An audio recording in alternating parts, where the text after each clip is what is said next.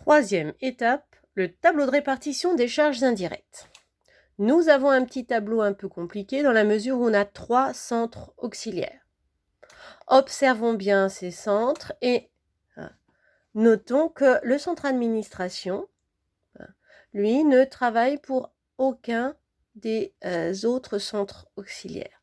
Donc les 73 200 € de charges du centre administration vont pouvoir être répartis de manière définitive sur les autres centres et on va pouvoir donc se débarrasser entre guillemets de ce centre auxiliaire très rapidement. Donc commençons cette première étape de la répartition secondaire. Répartissons donc les 73 000 € sur les autres centres, tant auxiliaires que principaux. Vérifions bien que nous n'avons pas fait d'erreur de calcul, que tout a bien disparu, entre guillemets, du centre administration. Et recalculons le montant des charges que nous devons encore répartir pour achever notre répartition secondaire. La somme de ces 6 montants ici doit faire 472 371 €. Quand on observe les 2 centres auxiliaires restants, on note qu'ils travaillent l'un pour l'autre. Nous avons donc affaire à un système de prestations réciproques ou de prestations croisées. Il nous faut donc le résoudre en posant un système de 2 équations du premier degré à 2 inconnues, ce qui n'est pas trop compliqué. Posons bien les équations, ça c'est essentiel. Le centre entretien dépense déjà 43 500 € plus 10% qu'il reçoit du centre énergie. Je vous rappelle que si vous avez un doute sur la lecture des pourcentages, vous partez de n'importe quel centre principal, sachant que les centres principaux ne travaillent jamais pour les centres auxiliaires. Donc le 25%, c'est 25% de ce que je lis sur la ligne, c'est-à-dire le nom du centre auxiliaire qui travaille pour le centre principal. D'accord? Donc c'est 25% de entretien. Ici, c'est donc 5% de entretien qui va vers énergie. On pose bien donc son système, on réfléchit. Ensuite, on fait très attention au pourcentage.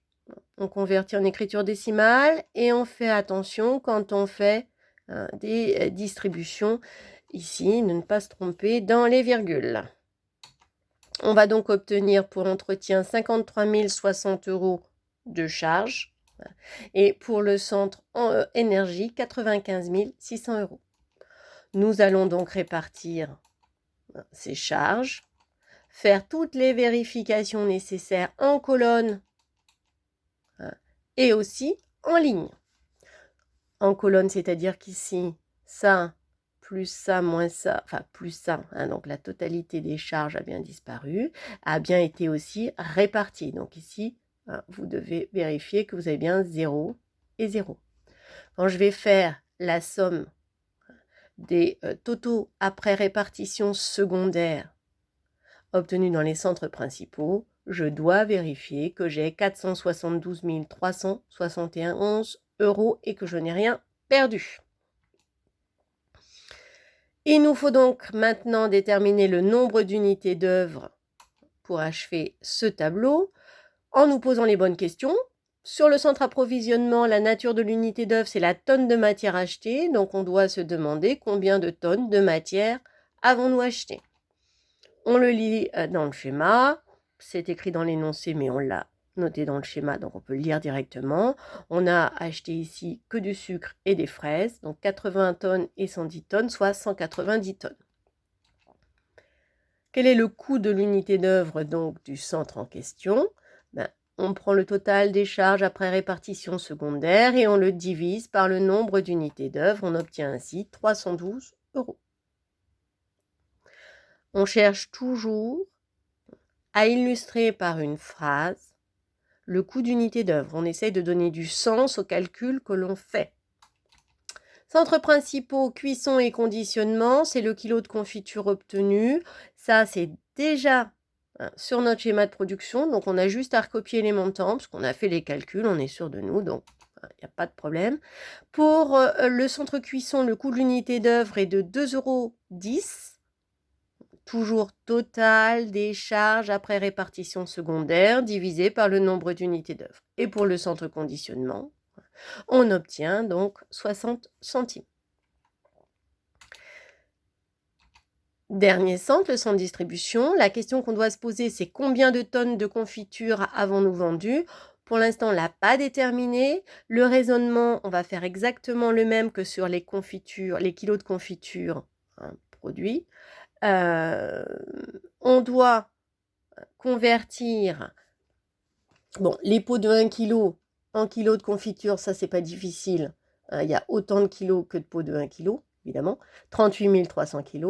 Pour les pots de 500 grammes, on en a 102 470, soit moitié moins en termes de kilos de confiture. Au total, on a donc 89 535 kg qui, convertis en tonnes, nous donne 89,535 tonnes. Le coût de l'unité d'œuvre, toujours la même technique, total des charges après répartition secondaire divisé par le nombre d'unités d'œuvre pour obtenir un coût d'unité d'œuvre du centre distribution de 60 €.